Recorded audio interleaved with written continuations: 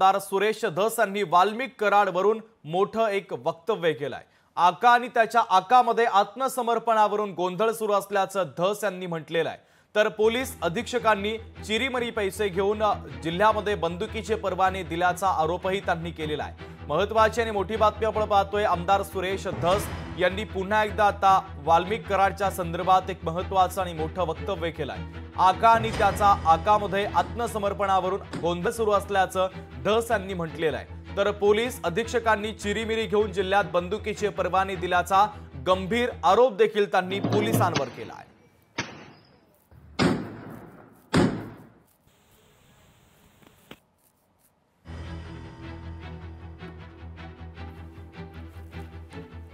कोणी उठतोय, कोणी परवाने काढतोय, लग्नात गेलं की वर करून दाखवतोय, कोणी लक्ष्मी पूजनाला ठॉय करतोय, कोणी चौकात उभा राहायला ठॉय करतोय, कोणी धाब्यावर बसला पण ठॉय करतोय। हे ठॉय जे आहे बीड जिल्ह्यातलं हे लवकरात लवकर जिल्हाधिकाऱ्यांनी संपवावं। पुढच्या 8 ते 15 दिवसाच्या आत जिल्हाधिकाऱ्यांनी याच्यावर संपूर्ण कारवाई जर नाही केली तर निश्चितपणे मी त्यांना बोलून आलोय।